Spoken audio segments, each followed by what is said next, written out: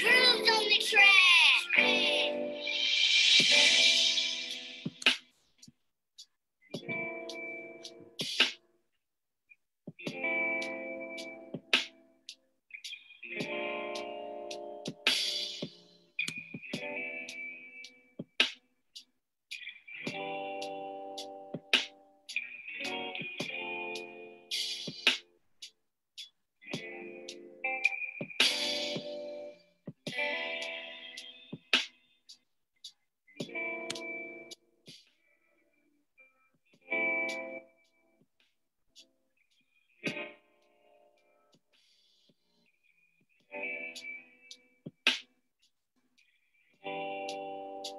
We'll be getting started soon. Just waiting for our go. Okay, and that is it. Hey everybody, welcome back to another installment of our series of virtual fireside chats. Today I'm here with Jason Brown. I didn't want to say James Green so bad because the last one. Jason Brown, the founder of Game Over and an alum of Team Inc. Would you like to introduce yourself? Yeah, first, thank you guys for having me on. I appreciate the opportunity to be able to share myself and my story. So my name is Jason Brown, again, from the East Bay here in Oakland. And, I started my business, got it going. Like Kyron mentioned, I'm an alum of Team Inc. So they really helped me get going in my story with tech and sports. And so I'm excited to get started. Definitely. I guess we can just start with, like growing up in your youth. I think everybody pretty much growing up, what were you passionate about? And was that tech for you? Yeah, so growing up, I was more passionate about sports. Like I was always a sporty kid. I always liked to play sports, football, basketball, soccer. I just like to be involved in the sports. And I think for me, it was a sense of community that I got. And, growing up for me, it was kind of tough in a household. So being able to express myself through sports was definitely one of my passions, and also just helping people. I think I was always the kid that wanted to be involved with things going on, see how I could help people and make life a little bit easier for people too. But was that tech? Nah, I really don't think so. To be honest, growing up, I wasn't so much into the techie stuff. Obviously, like we kind of grew up when social media was just coming around and things like that. But, I think I was like most kids when it came to tech, like you kind of know a little bit, but wasn't too fascinated by it. Definitely. You kind of spoke to how, sports for you growing up it was like your community. Can you kind of expand on like what that sense of community that kind of sports gave you, and maybe even how sports shaped your idea of community? Yeah, definitely. So, for me, being a part of like a sports team, I'm mainly a big basketball player. But for me, it was just a lot of the togetherness for me, having to work together to accomplish a goal. I think it really showed me a sense of family and having one common goal that everyone's working towards. Definitely, and just being able to have that leadership as well that came with the sports team. Everyone has to step up in one way or another. And I think building out a community type thing, just always like that involvement piece for me when it comes to community. And I think that really came from sports, and just being almost like competitive too. I think to a good degree, being competitive with myself really, and just learning how to cope with others, learning how to get out of maybe a tough situation and just kind of stay tough, really. Definitely. And I think that for a lot of people, especially a lot of young Black men, sports is that first place you do have a sense of like chosen community, where it's not necessarily a classroom you've been thrown into at school, but it's an activity that you're choosing to be a part of, a team that you're choosing to claim. So I do think that it is a big part of building a person's sense of community a lot of times, especially for young men in sports. So it's interesting to see you kind of make that connection. But I guess while we're talking about, how it affected your sense of community, how would you say maybe that like your main involvement in things being sports as a child, or just even your interests in general, how would you say that kind of affected your idea of success? What would you have considered like a successful person as a child? Yeah, so growing up, definitely I had a close image in my grandpa, who was someone that I considered to be successful. You know, every family event was at his house. You know, everyone always knew him to be head of household. And so I think growing up around that, I was able to see kind of what success looks like. There's more than having a big house, more than having the nice cars and the nice jewelry and stuff like that, but the respect that came with a successful person, you know, the admiration that people had for him. And I think overall, just kind of how he felt about himself, I think was the kind of big thing that I took away from being successful is like successful people don't need that validation really from anyone. And I think that's kind of one thing I took away in being successful is like, it's more so like a personal thing. And talking to him, he always mentions like it's more the journey rather than the destination. So that always that's one thing that keeps me going when it comes to success is just never being satisfied, just knowing it's always the next level to get to. And so I think that's kind of shows in how I go about business, how I go about school, and like always just trying to reach the next level of Definitely. success. I feel you on that. I guess, you know, you kind of talk about how sports for you was really big growing up, but tech kind of wasn't something that was on the forefront of your mind. I guess, when would you say that tech began to become something you were thinking about, or what was your introduction to the world of tech? Yeah, so it was actually a pretty cool story, and it had come around when I was in high school. I was a junior in high school at the time at Bishop O'Dowd in Oakland, and I was trying out for the varsity. Yep, go O'Dowd, go Dragons. But so I was trying out for the basketball team because I was a basketball player. You know, unfortunately, I was one of the borderline players, so I ended up not making the team at the time. But that was around the time where Team Inc. came around recruiting some of their students for their first cohort. And so, you know, I was a chosen prospect for it. So I got to sit in and kind of see what the workshop would look like and some of the things they were offering. And I think from there is really when it kind of clicked for me that I could have a future in tech, especially as it pertained to sports, because I knew I wanted to stay in sports. You know, even if I didn't play, I wanted to be in sports one way or another. And I think tech really just gave me kind of the opportunity to do that. And so being close to a team still, I still feel like I contribute to a team's success. I think that's all through tech. But the introduction was pretty cool because it's like a lot that you don't know about tech. I think a lot of people, you know, think it's just kind of the using a computer is what tech is, but learning more of it, like the computer programming parts of it, and even just kind of like the critical, the analytical thinking skills that you need to maneuver technology as well is what really, you know, kind of got me going. Definitely. And, you know, I guess, can you give us a little bit more insight into some of those things that, you know, do intersect with tech in sports?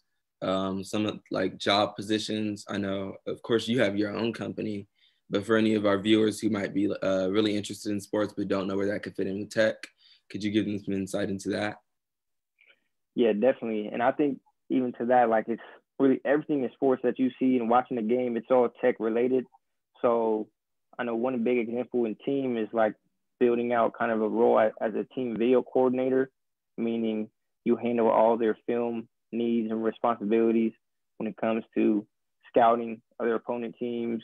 All right. If you're breaking down a current game or a game after they play and seeing like what you want to evaluate, what a coach wants. So being kind of more a part of a team setting, being on like a team staff, that could be one opportunity.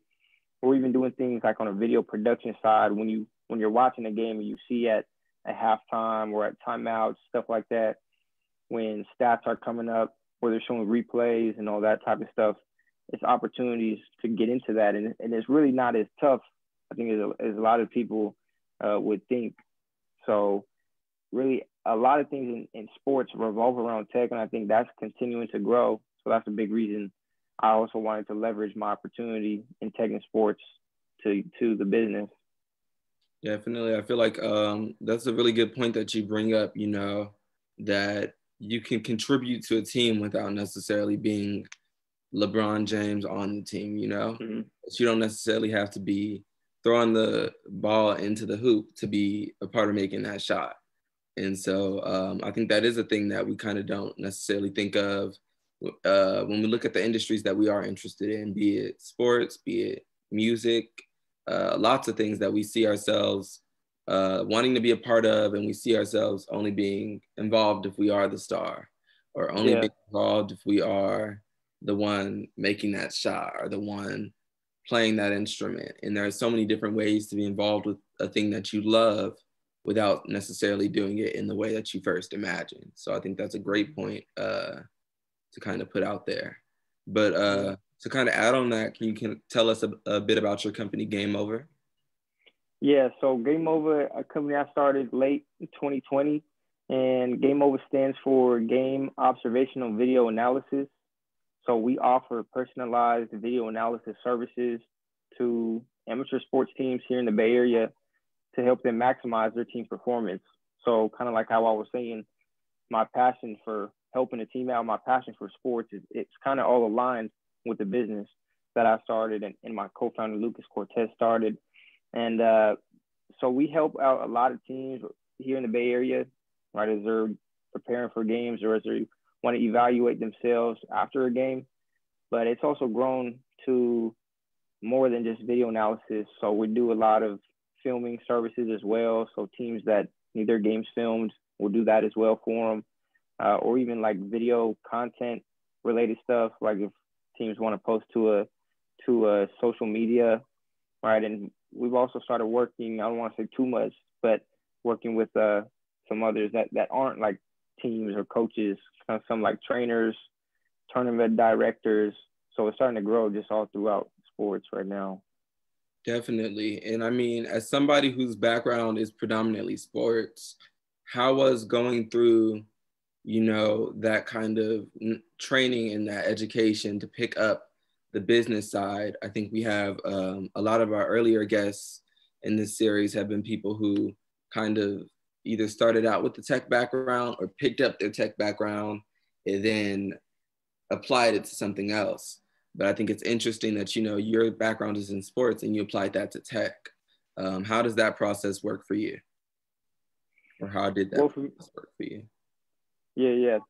Well, for me, I think it always revolved around just helping people out. And for me, I mean, my passion being sports, so that kind of meant more like coaches, teams, players type thing. And I think tech is really just like the vehicle for me to do that. And it's a way for me to express myself and help and be of service. And so in starting it, you know, I had built up a lot of skills working around tech with team.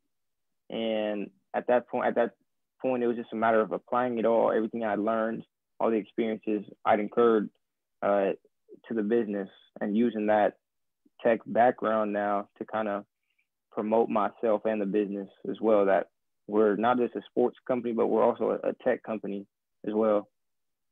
Yeah. Is there anything that like kind of shocked you about putting together your company that you didn't think it necessarily might require that you ended up having to do, or a skill that you didn't think would be as important that you had to brush up on before you really got your business off the ground? Yeah. That's a good question, man.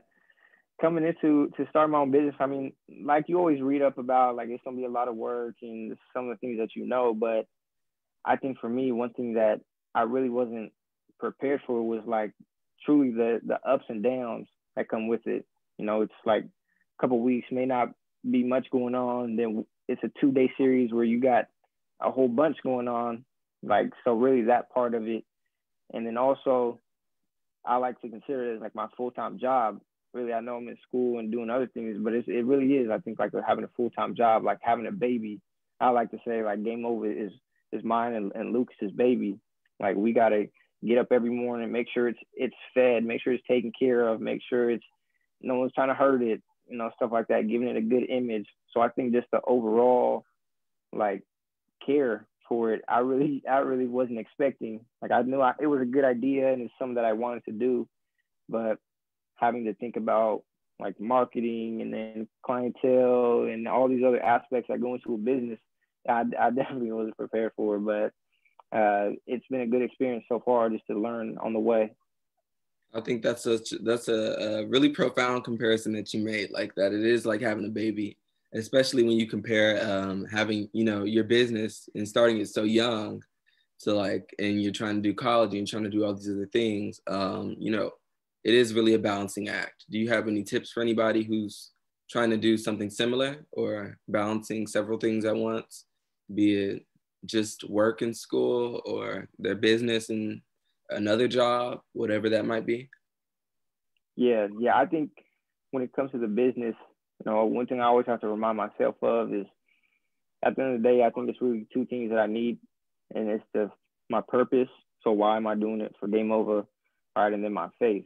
So kind of what I expect and how I want things to turn out, and that's just kind of at the end of the day, I think what you need, right? Just kind of aside from the material things, right? A laptop, running the business, just having that mental preparedness, I'd like to think.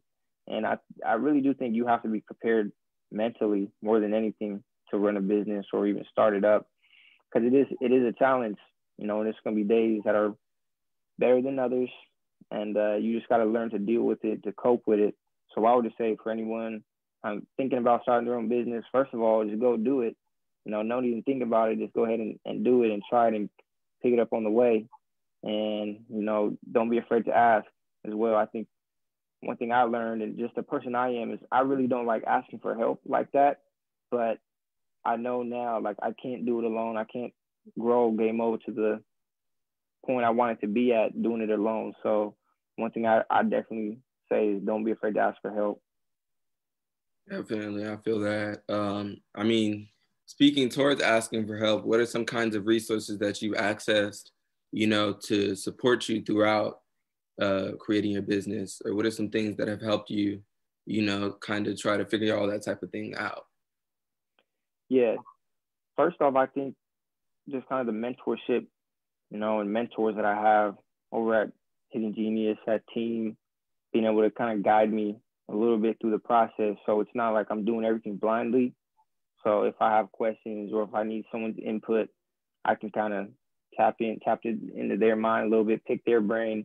So that's definitely been a great resource and just helping me put things together for myself. And then also definitely like just the software programs that we use definitely as a resource from team. I'm fortunate enough to carry over to using it in Game Over. So definitely like more of a tangible resource would be like software programs. Definitely. You speak to team and the Hidden Genius project as well. And on that note, I know that you went to South Africa with them. I think that would be 2019. Yeah, yep. How was that trip, and how did that kind of, not only transform you as an entrepreneur, but what was that experience like just as a young Black man? Yeah, nah, man, that's, it's still tough to put into words what that experience did for me. And I think, it was just like being, a Black man in America. It's almost like this land is kind of foreign. I think we've always been made to feel like it's not our home, really, not supposed to be here. Or the way we did get here was kind of messed up, and kind of we've been picking back up over time. But, originally we came here to work. And I think going to Africa and being on the motherland was just, man, I got to see everyone around me look like me, and everyone was just so kind to us. I think it was a different type of engagement that we got, and it brought out the best in me, and I think it brought out the best in everyone who was here.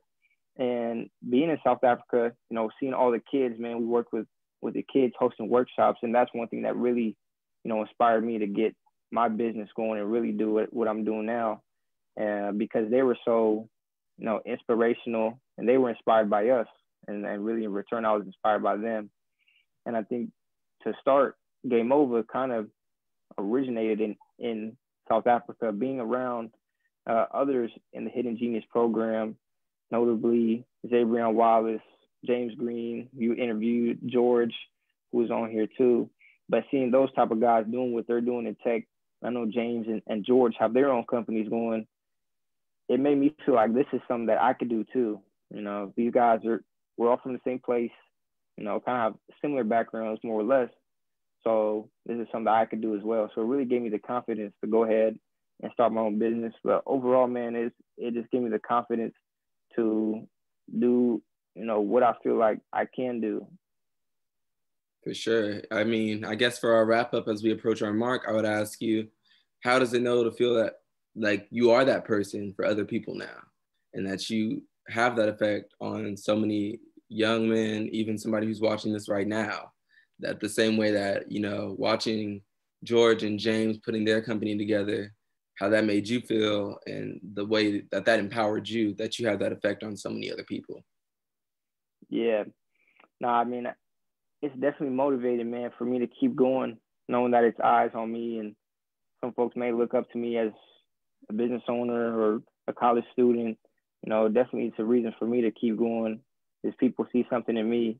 And, I want to bring out the best of myself as well, and make other people proud too. So definitely makes me feel good just having some of that recognition. But again, it kind of makes me want to just keep going, man, and reach my highest potential. Having that confidence from other people and having other people believe in me, it helped me believe in myself. For sure. And as our closer, I would ask you, if you were talking to a younger version of yourself, or even just any other young folk who wanted to learn about sports analytics, where would you recommend that they go, or what resources would you recommend that they use? Yeah, definitely. To any other, folks watching this, I would say definitely use me as a resource. Like, I think I'm easily approachable, and I love talking analytics and video. So definitely, if that's some interest, you hit me up. But other resources like Team, it's truly a great program that not only helps students learn kind of the skills and the software at the time during the programs, but also gives other opportunities outside for some real world experiences, which have really helped me grow a lot. And I think are a big part to my current success. And to my younger self, though, I would say, just be confident and live my truth, and do the best that I can at being myself. At the end of the day, I mean, it's really me who I have to answer to, and me who I have to look at in the mirror every day. So, as long as I'm content with myself, I think I'm doing the right things. So, always just listen to yourself. And I haven't heard wiser words all day. Thank you so much for joining us today and giving us some of your time, some of your thoughts, and of course, some of your wisdom. And I guess also I would like to thank the Hidden Genius Project, of course, for putting us on here and helping us put this all together, as well as Comcast, and a special shout out, of course, to Team Inc. Do you have any last words that you would like to share before we sign off? Nah, just whoever's on here watching, thank you. I really appreciate the opportunity to be able to voice my story and some things that I have.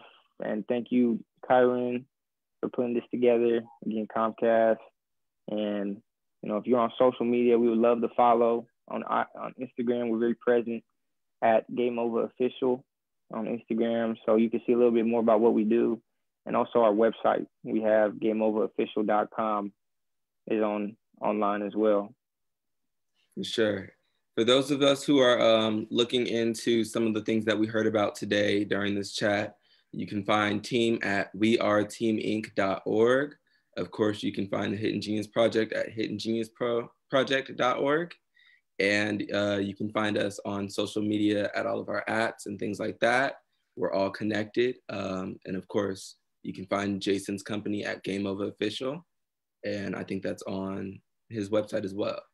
So Thank you guys for tuning in today. We'll be back next week with another young Black man who's out here getting it. And that's our show for today.